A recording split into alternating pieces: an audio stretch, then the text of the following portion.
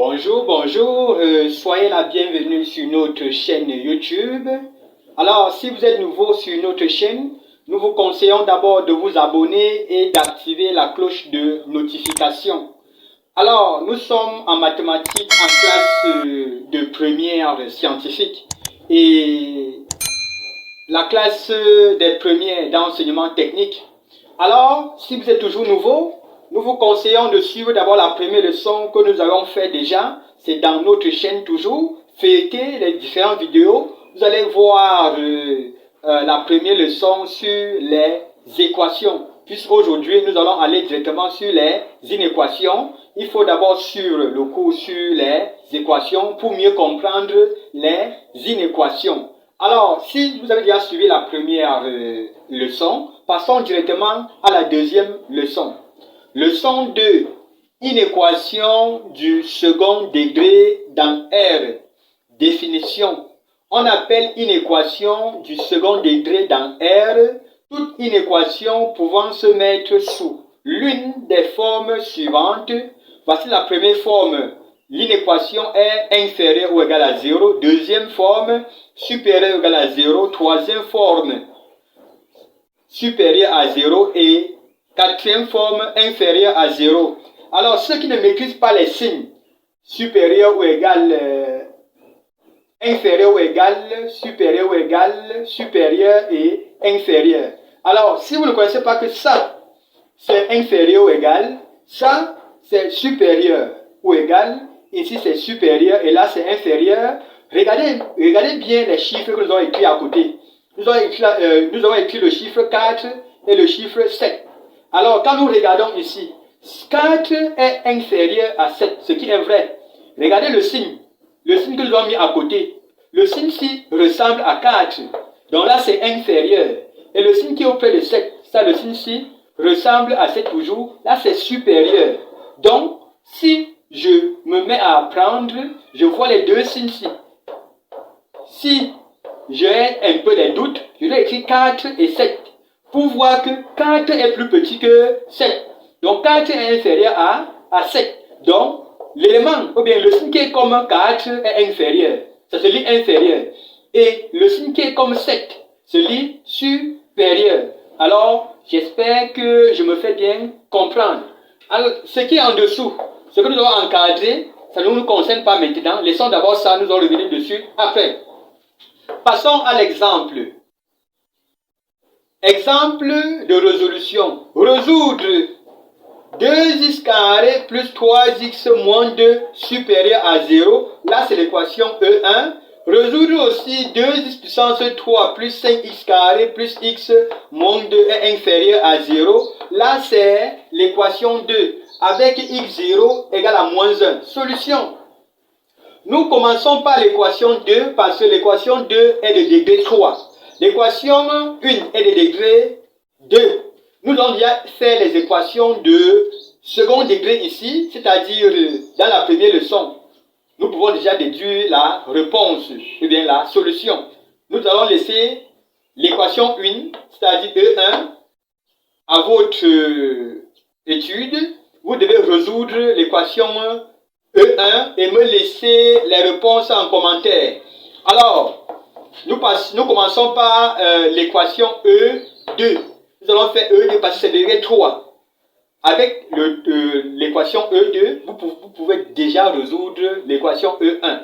Nous recevons E2 et nous laissons E1 à votre disposition. Solution. L'équation E2, c'est ça que nous allons copier et nous allons faire la division euclidienne. X plus 1. Il y a plusieurs méthodes de résolution, de réduire la puissance. Puisque quand nous appliquons la division euclidienne, c'est juste pour réduire la puissance 3, pour passer à une équation du second degré. Il y a aussi la méthode de détermination des coefficients indéterminés. Alors, nous allons solliciter la division euclidienne et même, vous pouvez appliquer n'importe quelle méthode pour la résolution. Alors, allons-y ensemble. Pour la division euclidienne, nous avons mis x plus 1. X plus 1. Pourquoi plus 1 ici? Puisque ici, on a donné une racine moins 1. La racine, c'est moins 1. Quand c'est moins, on fait la division avec plus. Quand c'est plus, on fait la division avec moins. Mais dans notre cas d'étude, on a donné moins. Ça veut dire qu'on va faire la division avec plus. La division euclidienne. Pour faire la division euclidienne, il faut simplifier l'expression qui se trouve le plus à gauche. Donc c'est 2x puissance 3 qui se trouve le plus à gauche. Dès que nous avons identifié l'expression à simplifier, nous portons l'expression à simplifier au quotient, c'est-à-dire au résultat ici. C'est 2x puissance 3 que nous voulons simplifier. Nous allons porter 2x puissance 3 là ici. Mais la seule différence, c'est que nous allons baisser sa puissance d'un chiffre. Donc nous copions ça sans réfléchir ici et nous baissons la puissance d'un seul chiffre. Comme c'était de degré 3, ça passe au degré 2 et nous multiplions. Dès que nous multiplions là, nous obtenons un résultat. Et le signe de ce résultat sera porté ici en signe opposé. Donc si nous obtenons un signe ici, pour recopier ce résultat ici avec son signe, le signe doit être changé. Multiplions 2x au carré fois x. Ça va faire 2x puissance 3 plus 2x puissance 3. Comme c'est plus, nous allons porter le signe moins. 2x carré fois 1, ça va faire plus 2x carré. Comme c'est plus, on va porter le signe moins. Et on fait la soustraction. 2 moins 2, 0, 5 moins 2, 3. Et on abaisse le x ici. Et on porte toujours 3x carré là. Avec son signe, on porte tout ça. Ici, on a porté sans rien changer, mais en diminuant la puissance d'un chiffre. On a diminué la puissance d'un chiffre, c'est ça? On a diminué. Et on multiplie. 3x fois x, ça va faire 3x au carré. Comme c'est plus, on met moins, déjà expliqué. 3x fois 1, comme c'est plus, on met moins. Et on fait la soustraction, on additionne 3 moins 3, ça fait 0. 1 moins 3, ça fait moins 2. Et on abaisse le moins 2. On porte moins 2x ici, en diminuant toujours la puissance d'un seul chiffre. Si nous diminuons la puissance d'un seul chiffre sur moins 2x, ça va rester 1. Donc, c'est-à-dire, il n'y aura plus rien ici. Donc, ça va rester seulement moins 2 tout simplement. Parce que le x disparaît, parce qu'on aura x puissance 0 qui doit donner 1. Donc, ça va rester moins 2. Moins 2 fois x, ça va faire moins 2x. Comme c'est moins, on porte plus. Moins 2 fois 1, ça va faire moins 2. Comme c'est moins, on porte plus. Et on additionne moins 2 plus 2, ça fait 0. Moins 2 plus 2, ça fait 0. Alors, posons que le quotient de la division euclidienne que nous avons obtenu devient P de x qui sera égal à 2x carré plus 3x moins 2. Donc le P de x ici, c'est le quotient de la division euclidienne que nous avons obtenu. Résolvons P de x égale à 0. Pour résoudre P de x égale à 0, nous allons écrire l'expression obtenue, c'est-à-dire le quotient de la division euclidienne. 2x carré plus 3x moins 2 égale à 0. Nous passons par le discriminant. Vous connaissez déjà la résolution d'une équation du second degré. Nous passons par le discriminant. Ça va faire b carré moins 4ac, puisque nous sommes dans l'application numérique. Ça va faire 3 au carré moins 4 facteur de 2, facteur de moins 2. Nous aurons comme delta 9 plus 16 qui donne 25, qui donne 5 au carré. Donc la racine de delta c'est 5. X1 qui est égal à moins b moins racine de delta sur 2a. Puisque nous sommes dans l'application numérique, ça va faire moins 3 moins 5 sur 2 facteur de 2. Ça va faire moins 8 sur 4 qui donne moins 2. X2 moins b plus racine de delta sur 2a. Donc on aura moins 3 plus 5 sur 2 facteur de 2. Ça va faire ici 2 sur 2, 2 sur 4 qui va donner 1 demi. Alors voici les différentes racines de l'équation E2. E2 a 3 racines. Première racine moins 2, troisième racine 1 demi et première racine moins 2, deuxième racine 1 demi et troisième racine moins 1. Les deux racines ici, c'est ce que nous avons obtenu en utilisant l'expression de P de x, c'est ça. On a obtenu les deux équations, les deux racines ici. Et x0 qui est à moins 1, c'est ce qu'on a donné au départ. x0 égale à moins 1, c'est-à-dire la première racine qu'on nous a donnée. Nous sommes passés par la division euclidienne et par le discriminant, nous avons obtenu les deux autres racines. Plus la racine initiale qu'on nous a donnée, ça fait 3 racines. Alors, étude de signe. Nous voulons étudier le signe de E de ici, son signe. Pour étudier son signe, vous connaissez comment on fait. Ici, c'est X. Là, c'est moins l'infini. On classe les nombres ici, les racines que nous avons obtenues. Donc, les racines que nous avions obtenues par ordre 300, c'est-à-dire du plus petit au plus grand. Alors, on classe d'abord moins 2 est plus petit que moins 1. Moins 1 est plus petit que 1 demi. Et ensuite, plus l'infini. Alors, X plus 1, c'est ça. X plus 1. X plus 1. C'est ça qui donne le résultat de X0 égale à moins 1. Le voici loin ici. On a mis le rond pour dire la racine de X plus 1 se trouve à moins 1 ici. P de X. Le P de X, c'est ça. Le quotient de la division euclidienne. C'est ça que nous allons supposer que c'est P de X. Voici ces deux racines, moins 2 et 1 demi. Regardez bien, on a mis le rond ici, sur la ligne de moins 2, et on a mis le rond aussi sur la ligne de 1 demi. Alors, regardons bien. X plus 1, c'est une équation du premier degré. Équation du premier degré. Nous devons d'abord mettre le signe opposé de A. Le signe qui est devant le X, c'est le signe positif. Donc, pour mentionner les signes ici, nous devons commencer par le signe contraire, le signe opposé que porte A ici. Comme c'est plus, nous allons commencer par moins. Moins, voici la racine de X plus 1. Dès que nous atteignons sa racine, nous changeons de signe. Donc, comme nous allons commencer par moins, voici sa racine. Nous allons alors changer de signe pour passer à plus.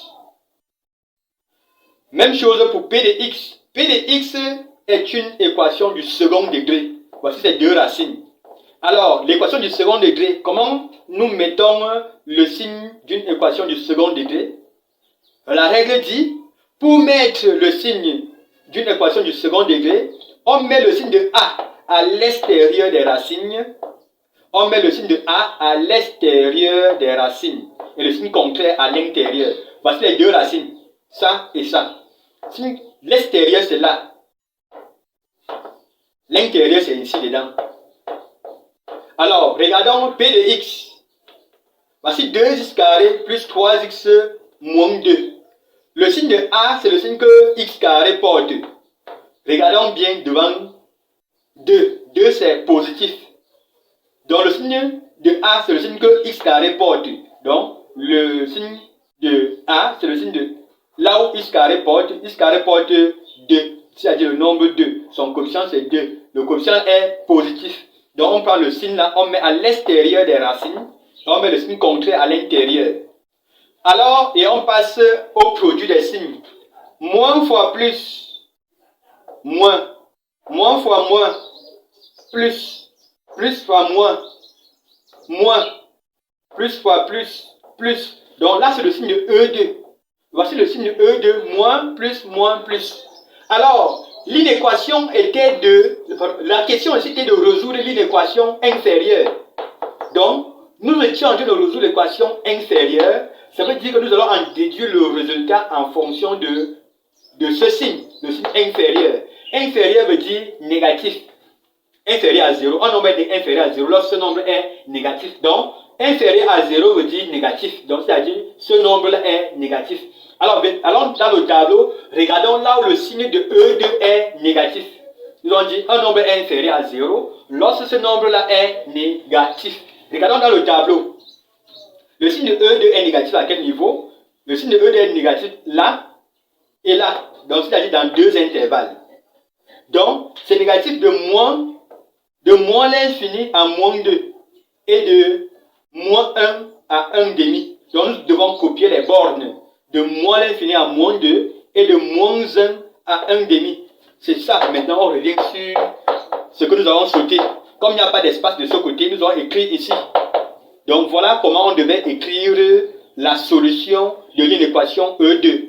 C'est de moins l'infini à moins 2, union moins 1 demi. Regardez les bornes. Tous les bornes sont ouverts.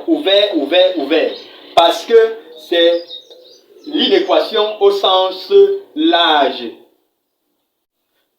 Inférieur. Tous les bornes de l'inéquation sont ouverts. Supérieur. Tous les bornes de l'inéquation sont toujours ouverts.